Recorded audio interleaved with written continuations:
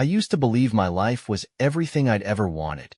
My wife, Emma, was brilliant and driven, the kind of woman who turned heads wherever she went, not just because she was beautiful, but because she had this presence about her. Confident, untouchable. We'd been married for almost 10 years, and despite the ups and downs, I thought we'd built something unshakable.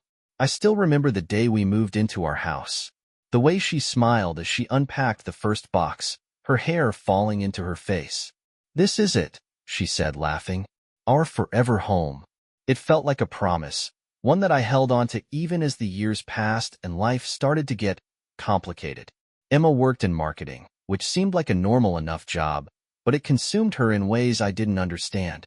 Late nights, endless calls, business trips that felt more frequent than they should have been. At first, I admired her dedication. She'd always been ambitious, and I loved that about her. But somewhere along the line, it started to feel like her ambition had created a wall between us. "I'm doing this for us," she'd say whenever I brought up how little time we spent together, "so we can have the life we've always dreamed of." And for a while, I believed her. I'd tell myself that the distance was temporary, that it was just the price we paid for building a successful life. After all, we had the house, the cars, the vacations. We were the couple people envied. But then the little things started to add up. I remember one night a few months ago when I woke up to find her side of the bed empty. The clock read 2:13 a.m. I got up, thinking maybe she'd fallen asleep on the couch watching one of her shows. But when I went downstairs, the lights were off. I found her in her office, sitting at her desk, her face illuminated by the glow of her laptop. "Can't sleep?" I asked, leaning against the doorframe. She startled, quickly closing whatever she'd been working on. "Just catching up on some emails," she said, her voice too light, too casual. It wasn't like Emma to be jumpy, and for the first time, I felt a flicker of something I couldn't quite name. Suspicion, maybe. The next morning, I checked her office while she was in the shower. Her laptop was locked, which wasn't unusual, but her phone was sitting on the desk. I picked it up, hesitating for a moment before unlocking it.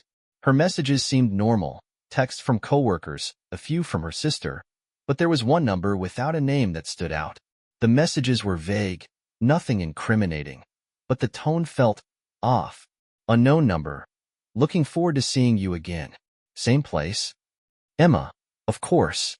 Usual time. I put the phone back down before she could catch me, but the messages stayed with me all day. Who was she meeting? Why did it feel like she was hiding something? I told myself I was overreacting. Emma was a private person, and there was probably a simple explanation. But that flicker of suspicion didn't go away. It wasn't until a few weeks later, when we attended a charity gala together, that the feeling turned into something more. The gala was Emma's idea, a chance to network with potential clients, she'd said. I'd gone reluctantly, playing the role of the supportive husband while she worked the room like a pro. She was in her element, smiling and laughing as she introduced herself to everyone who mattered. But then I noticed him, tall, sharp-dressed, and too confident for his own good. He was standing by the bar, his eyes locked on Emma like she was the only person in the room. When she finally noticed him, her smile faltered for just a second before she walked over, her posture straightening. "Mark, this is Peter," she said, her voice smooth.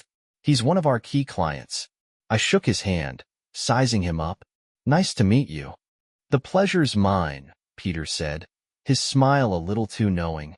They talked for a few minutes, their conversation fluid and familiar. I stood there, feeling like an outsider in my own marriage. There was something about the way he looked at her, the way she tilted her head just so when he spoke, that made my skin crawl. Later that night, as we drove home, I brought it up. "Who exactly is Peter?" I asked, keeping my tone light. "Like I said, he's a client," she replied, staring out the window. "You seemed pretty close for just a client." Her head snapped toward me, her eyes narrowing. "Are you jealous?" "No," I said quickly, though my gut told a different story. She sighed, shaking her head. "Mark, you're overthinking things. Peter is just business. That's all." But as I lay in bed that night, her words felt hollow. Something wasn't right, and I was going to find out what.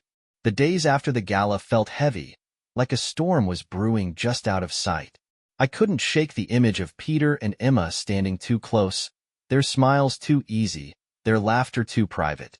Every time I thought about it, a knot tightened in my chest. Emma seemed unbothered. She carried on as if nothing had happened, throwing herself into her work as usual. Late nights at the office, sudden business trips, and those cryptic texts from the unknown number. It all kept adding fuel to the fire of my growing paranoia. I tried to ignore it. I told myself I was being unreasonable, that Emma had never given me a real reason to doubt her. But no matter how hard I tried, I couldn't let it go. One night, I decided to do something I'd never done before. Follow her. She had told me she was meeting a client for dinner, but she'd been vague about the details, too vague. As soon as she left, I grabbed my jacket and my keys, keeping a safe distance as I followed her car through the city. She pulled into the parking lot of a high-end restaurant, the kind of place we only went to for anniversaries or birthdays. I parked a few spaces away, watching as she stepped out of the car, her heels clicking against the pavement. She looked stunning, her black dress hugging her figure in a way that made me remember why I'd fallen for her in the first place. But my admiration quickly turned to dread when Peter appeared. He was waiting for her by the entrance, his suit immaculate, his smile confident. She walked up to him, and for a moment, they just stood there, staring at each other. Then he leaned in and kissed her cheek. I gripped the steering wheel so hard my knuckles turned white. It wasn't a romantic kiss, but it was far too familiar for my comfort. They went inside, and I sat there for what felt like an eternity, debating my next move. I couldn't just sit and wait. I needed to know what was happening, even if it meant crossing a line I'd never thought I'd cross. I got out of the car, pulling my jacket tight against the cool night air, and walked into the restaurant. The place was dimly lit, with soft jazz playing in the background. I scanned the room, my heart pounding, until I spotted them in a secluded booth near the back. They were deep in conversation, leaning toward each other in a way that made my stomach churn. Emma laughed at something Peter said, her hand brushing against his arm. I couldn't hear what they were saying, but I didn't need to. The way they looked at each other said more than words ever could. I turned and left before they could see me, my head spinning as I walked back to my car. I sat there for a long time, staring at the dashboard, trying to process what I'd just seen. When Emma came home that night, I was sitting at the kitchen table, nursing a glass of whiskey. She looked surprised to see me awake. "You're up late," she said, slipping off her heels. "Couldn't sleep," I replied, keeping my tone neutral. She nodded, walking over to the fridge to grab a bottle of water. "How was your night?" "Quiet," I said, watching her carefully. "How was yours?" She paused for a fraction of a second before answering, "Busy." That client meeting ran longer than I expected. I clenched my jaw, forcing myself to stay calm. Must have been important. "It was," she said, taking a sip of water. "We're finalizing a big deal, and there's a lot to go over." I nodded, not trusting myself to say anything else. She kissed me on the cheek before heading upstairs to bed, and I stayed at the table, staring at the empty glass in front of me. That night, as I lay in bed beside her, I made a decision. I couldn't keep pretending everything was fine. Something was going on, and I needed to find out exactly what. The next morning, Emma was her usual self, cheerful, focused, effortlessly composed. She kissed me goodbye before heading out for work, the same way she had every other day. But this time, I didn't feel the usual comfort in her routine. I felt something else, unease, mistrust, and an urgency I couldn't shake. I waited until her car disappeared down the street before heading to her home office. It wasn't the first time I'd snooped around, but it was the first time I did it with a plan. I wasn't just looking for vague signs anymore. I was looking for something concrete. Her desk was neat, almost too neat, with nothing out of place. The drawers were locked, as always, but I knew where she kept the spare key. I opened them carefully, sorting through papers, folders, and notebooks. Most of it seemed innocent enough, work documents, client notes, receipts. But then I found the folder. It was tucked in the back of the bottom drawer, nearly hidden beneath a stack of old magazines. It wasn't labeled, but something about its placement made my pulse quicken. I opened it, my hands trembling, and found a series of printouts and handwritten notes. At first glance, it didn't make sense. Lists of names, cryptic phrases like Phase 2, coordination, and leverage identified. But as I flipped through the pages, a clearer picture began to form. These weren't just work notes. They were strategies, plans. One page in particular made my stomach drop. It was a list of phone numbers, each paired with a name, and one of those names was Peter.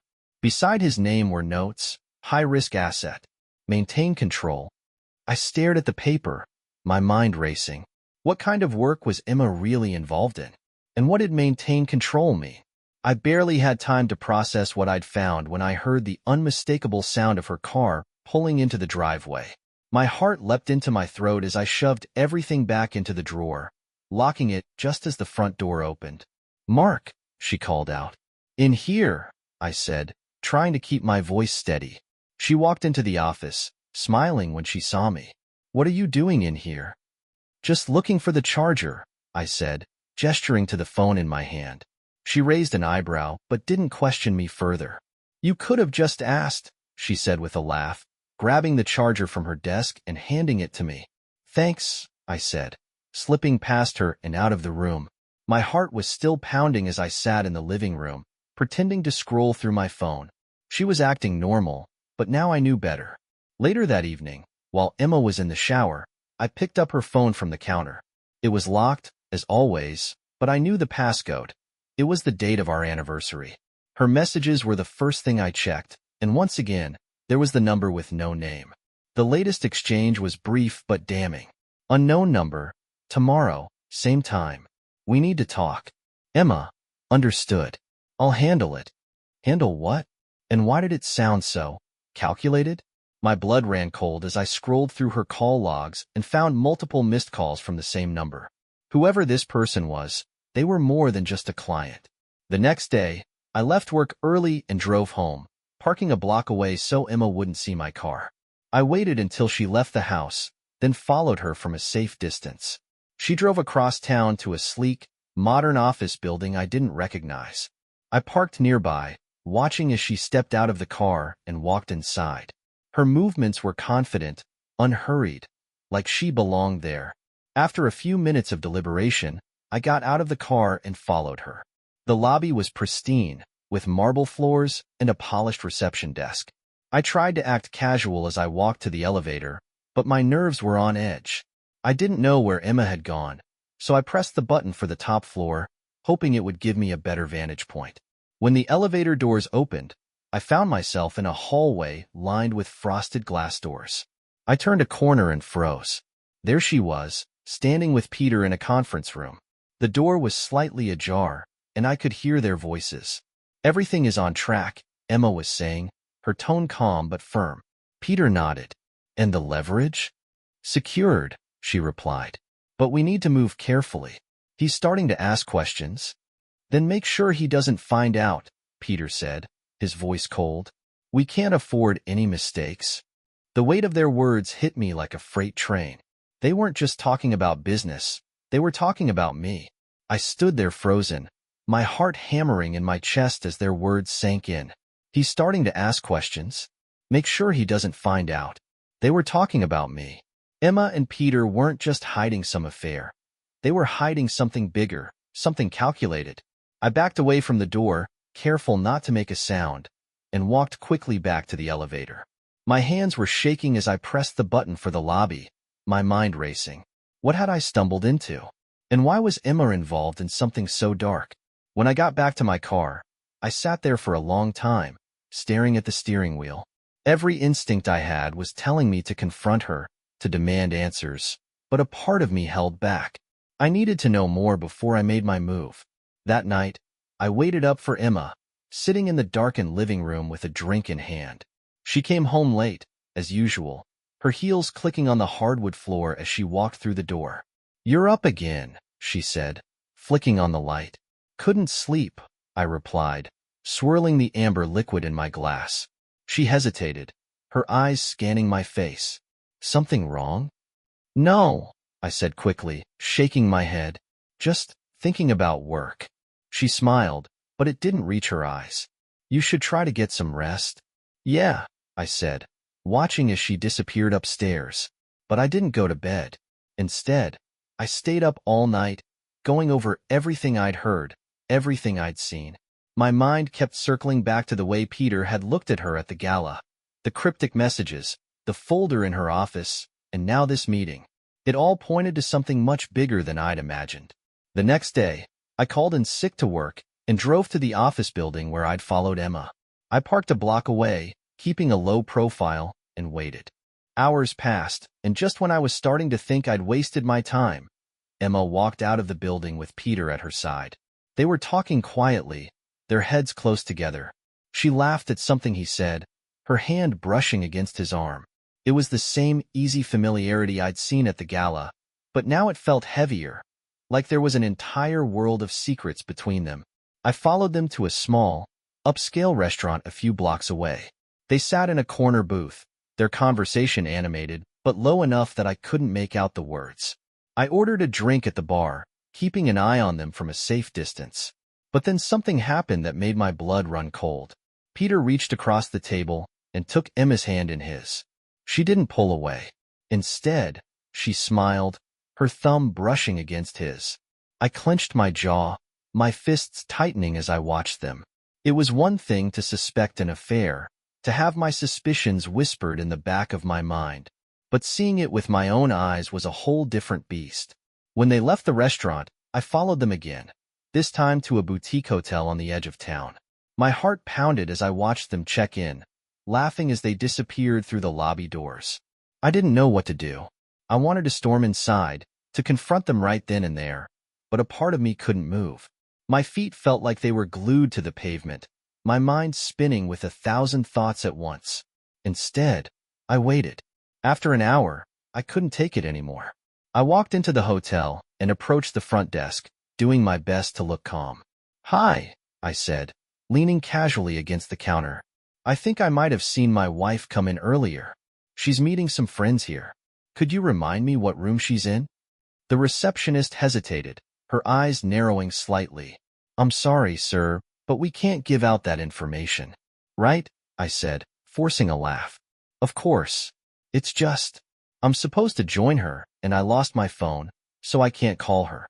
You know how it is." She didn't look convinced, but after a moment, she sighed and checked her computer. "Room 417, she said finally. "Thanks," I said, my voice tight. I took the elevator to the 4th floor, my heart pounding harder with every step. The hallway was quiet, the carpet muffling my footsteps as I made my way to the door. And then I heard it. Laughter, muffled voices, and the unmistakable sound of movement. My stomach twisted as I stepped closer, pressing my ear to the door. "Mark," I whispered to myself, "don't do this." But I couldn't stop. The door wasn't fully closed, and I pushed it open just enough to see inside. What I saw made my blood run cold. Emma was standing in the middle of the room, her back to me, her dress slipping off her shoulders. Peter was behind her, his hands on her hips, whispering something into her ear. She laughed softly, tilting her head back as his lips brushed against her neck. I felt like the air had been sucked out of the room. My chest tightened, my hands trembling as I watched them. It was real. It was happening. I couldn't watch anymore. I pushed the door open, stepping inside. They both froze, Emma turning to face me, her eyes wide with shock. "Mark," she started, but I held up a hand, cutting her off. "Don't," I said, my voice shaking with rage. "Don't say a word."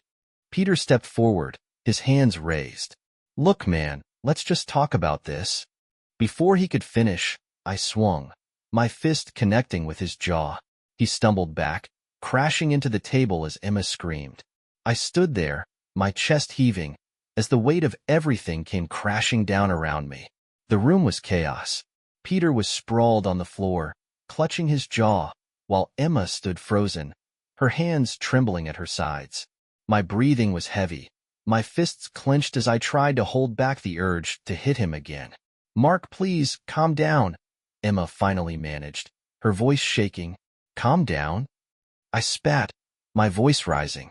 "You want me to calm down? After this?" I gestured wildly at the two of them. The scene I had just walked in on still burned into my mind. Peter groaned as he pushed himself up, His smug composure shattered. "Listen, man." "Shut up," I roared, stepping toward him. He flinched, holding up his hands in surrender. Emma moved between us, her face pale and streaked with tears. "Mark, stop. Please. Don't you dare try to defend him," I snarled, pointing a shaking finger at her. "You don't get to stand there and act like this is okay. You lied to me, Emma. For how long? How long has this been going on?" She opened her mouth to respond, but no words came out. Her silence was louder than any confession. I turned to Peter, who was backing toward the door, his expression cautious. "Get out," I said through gritted teeth. "Get out before I throw you out." He hesitated for a moment, then grabbed his jacket from the chair and bolted, leaving Emma and me alone in the suffocating silence. For a long time, neither of us spoke. She stood there, tears streaming down her face, while I stared at her, my mind racing with anger, betrayal, and pain. "I didn't mean for you to find out like this," she whispered finally, her voice barely audible. "Find out like this?" I repeated, my voice dripping with disbelief.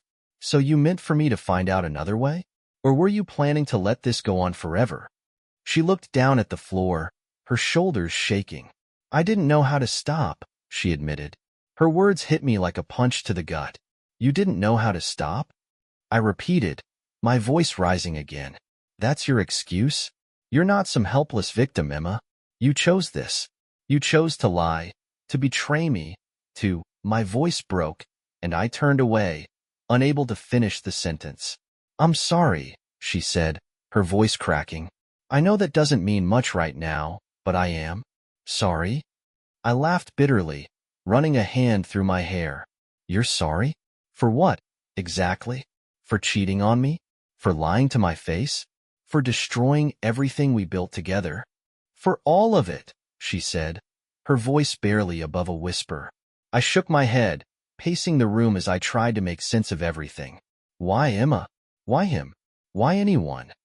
She hesitated, and for a moment, I thought she wouldn't answer.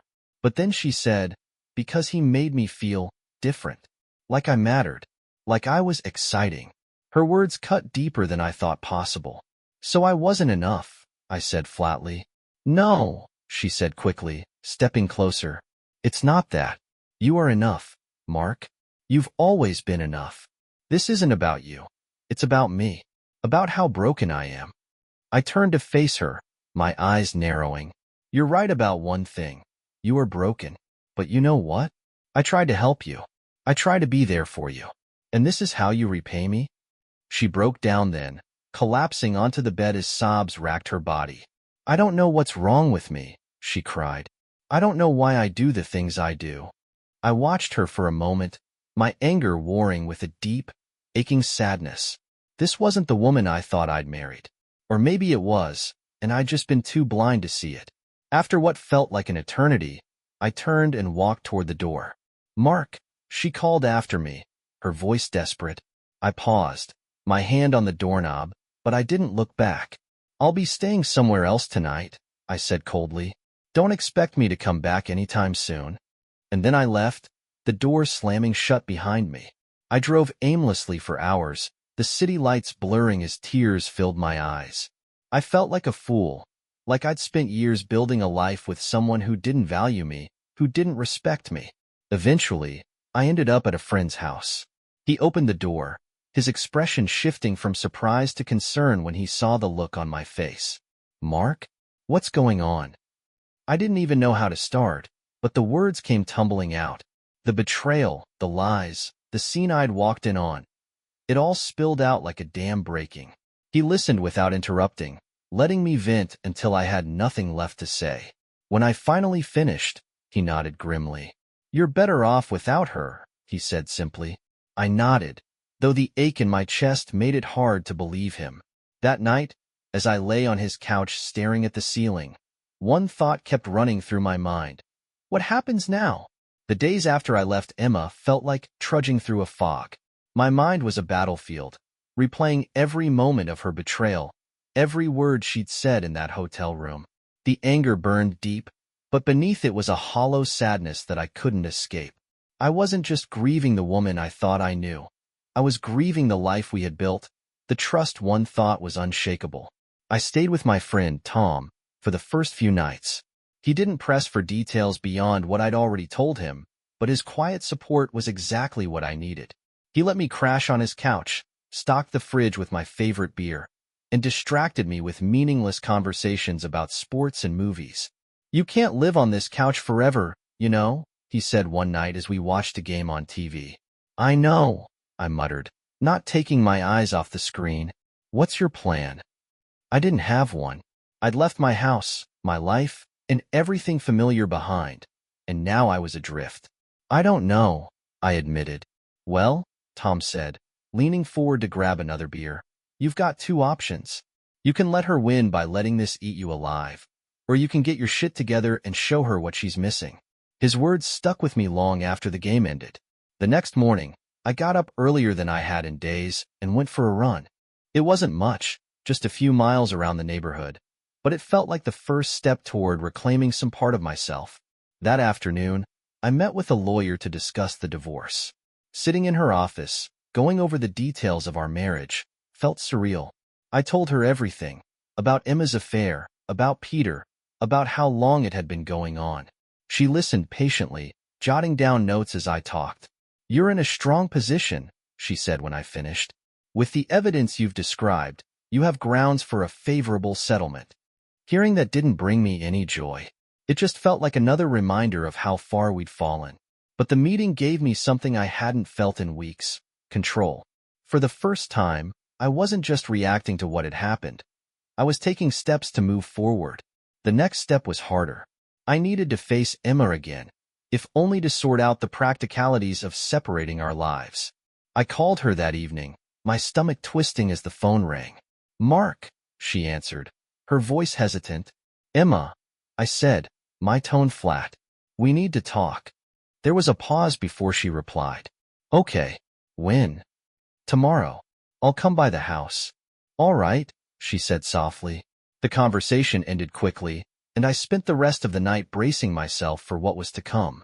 The next day, I pulled into the driveway of the house that had once been my home. It felt strange to be back, like I was walking into someone else's life.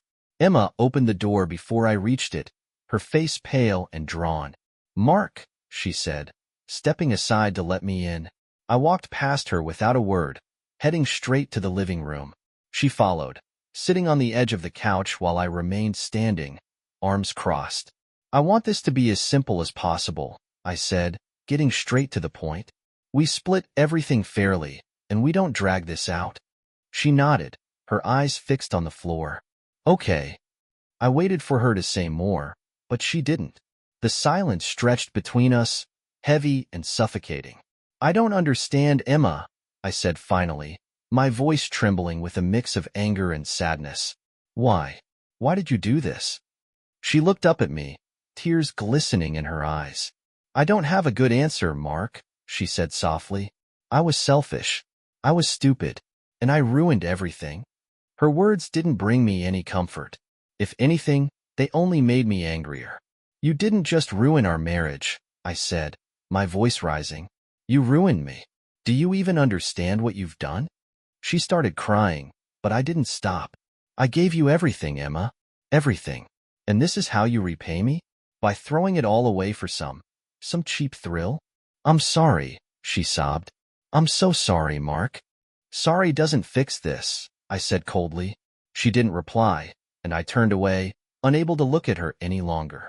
"I'll have my lawyer send over the paperwork," I said over my shoulder as I headed for the door. "Mark," she called after me, her voice desperate. "I know you hate me, but please don't hate me forever." I didn't respond.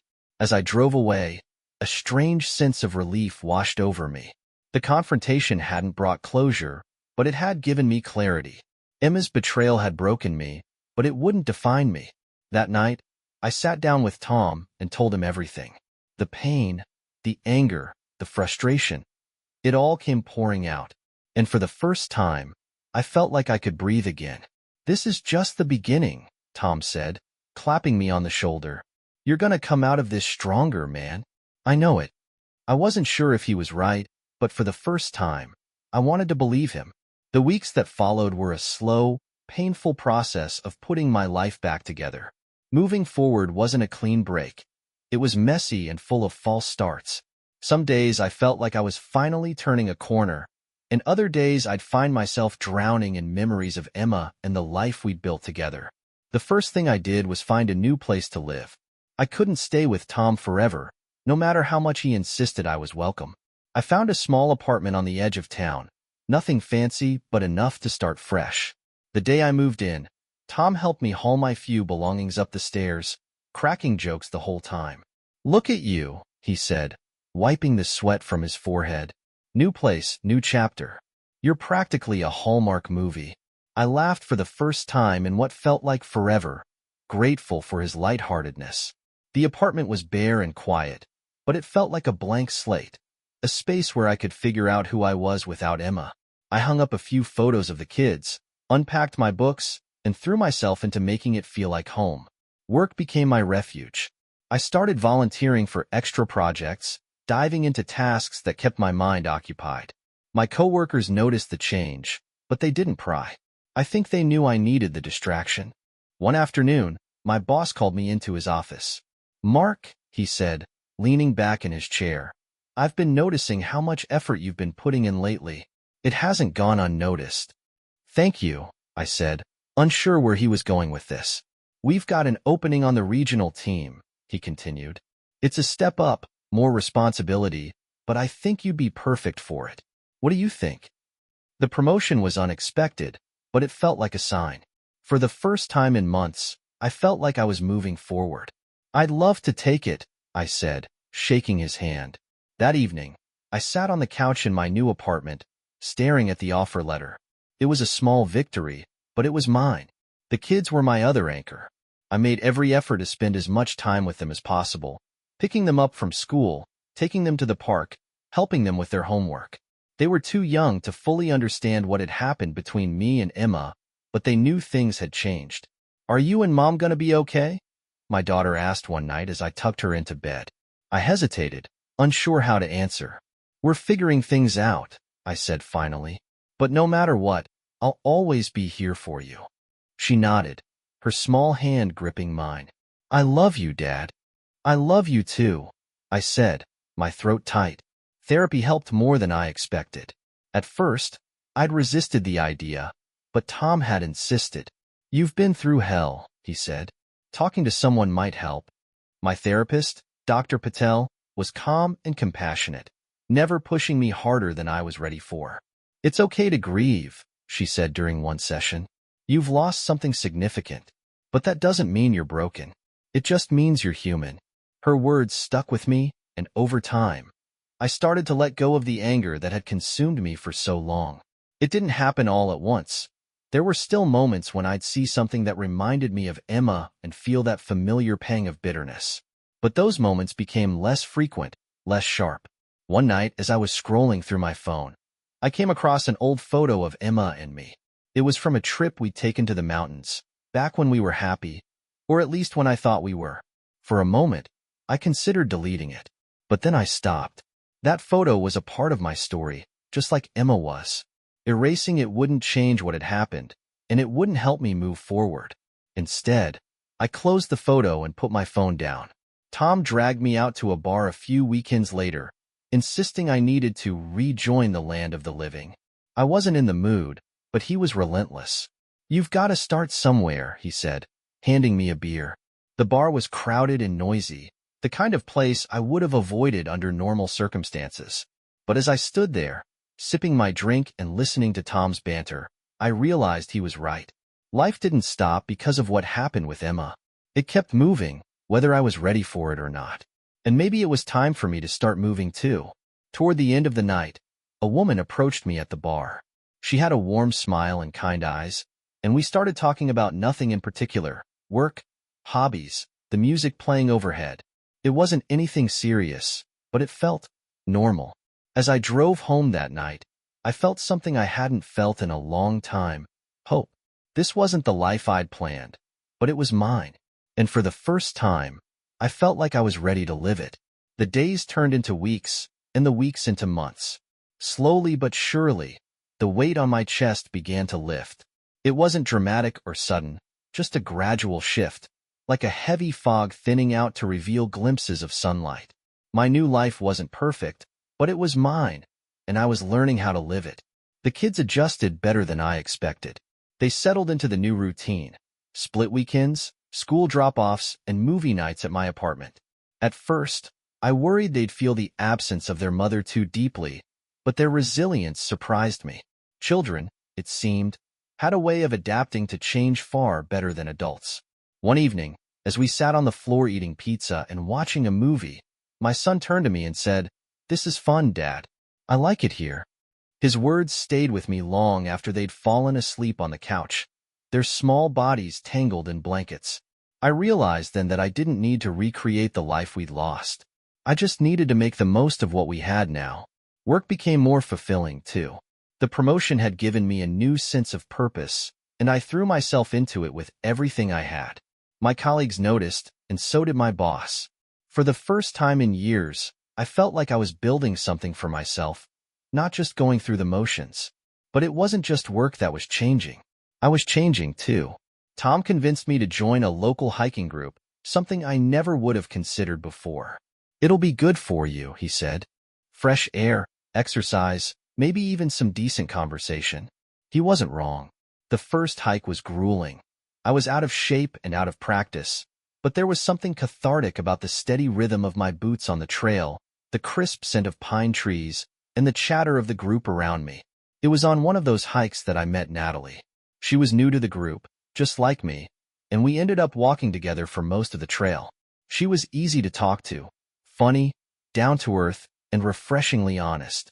We bonded over our shared love of old movies and bad coffee, and by the time we reached the summit, it felt like I'd known her for years. When the hike ended, she gave me her number. "In case you want to do this again," she said with a smile. I didn't call her right away. I wasn't ready, not yet, but just knowing the possibility was there felt like a step forward. Back at home, I started making small changes to my routine. I redecorated the apartment, adding little touches that made it feel more like me. Plants in the windows, a record player in the corner, a wall of bookshelves that had always been on my wish list but never seemed to fit into our life. Therapy continued to be a lifeline. Dr. Patel helped me navigate the ups and downs of moving on, reminding me that healing wasn't a straight line. "There will be setbacks," she said, "but those setbacks don't erase your progress. They're just part of the process." One evening, I sat down with a journal and started writing. At first, it was just a way to get my thoughts out, but over time, it became something more. I wrote about the betrayal, the anger, the heartbreak, but I also wrote about the moments of hope, the small victories, and the things I was grateful for. It wasn't about forgiving Emma or forgetting what had happened. It was about reclaiming my story, piece by piece. Eventually, I called Natalie. We met for coffee, and what started as a casual conversation turned into a 3-hour talk about everything and nothing.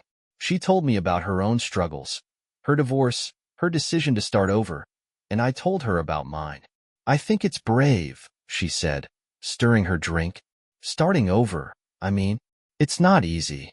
"No," I agreed, "but it's worth it." As the weeks passed, we started seeing each other more often. It wasn't a whirlwind romance. It was slow, steady, and grounded in mutual respect. Natalie didn't try to fix me, and I didn't expect her to. We were just two people figuring things out, one day at a time. One afternoon, as we sat on my balcony watching the sunset, she turned to me and said, "Do you ever think about her? About what happened?" "Sometimes," I admitted, "but not in the same way I used to. It doesn't hurt as much anymore. I guess I've learned to let go." She smiled, her hand brushing against mine. "That's good, Mark. You deserve to let go." And for the first time, I believed it. The past would always be a part of me, but it didn't define me anymore.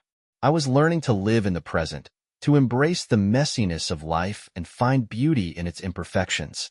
As the sun dipped below the horizon, painting the sky in shades of gold and orange, I felt a quiet sense of peace. This was my fresh start, and I was ready for it. Life after betrayal is a strange thing. It doesn't feel linear. Like the stories you see in movies where someone falls apart, gets up, and miraculously becomes stronger. It's more like standing in the ocean, waves hitting you at unexpected moments. Some days are calm, others leave you gasping for air. But over time, I realized that I was learning to swim again. Natalie became a steady presence in my life. We didn't rush into anything serious, and that's what made it work. She wasn't a distraction or a rebound.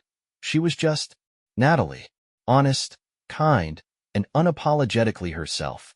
One evening, as we were sitting on the couch watching some old black and white movie, she looked at me and said, "You're different than when I first met you." "How so?" I asked, curious. "You seem lighter," she said, smiling softly, "like you've stopped carrying the weight of everything that happened." Her words made me pause. She was right. The bitterness, the anger, the endless loop of, why did this happen to me? It was fading. I still thought about Emma occasionally, but it was like looking at an old scar. The pain wasn't fresh anymore. It was just a reminder of something I'd survived. I saw Emma one last time, months after the divorce was finalized. It wasn't planned. I was at the park with the kids when she showed up unexpectedly.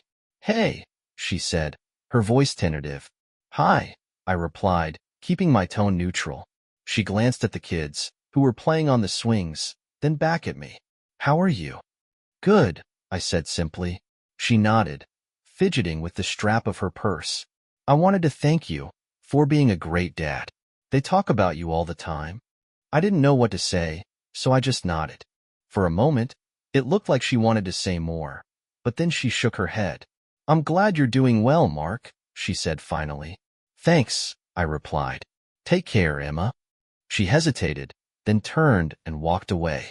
I watched her go, feeling a strange mix of emotions, relief, closure, and maybe even a little pity. She was a part of my story, but she wasn't the whole story. Life kept moving, and so did I. The kids thrived in the new routine, and my relationship with Natalie deepened in a way that felt natural and right. We didn't talk about the future much, but I didn't need to. For the first time in years, I was living in the present, and that was enough. One night, as I tucked the kids into bed, my daughter asked me, "Are you happy now, Dad?" I smiled, brushing her hair back. "Yeah," I said, "I am." And I meant it. The past would always be there, a part of who I was, but it didn't define me. I'd found something better: hope, peace, and the courage to embrace whatever came next. The future was unwritten, and for the first time in a long time, that felt like a gift.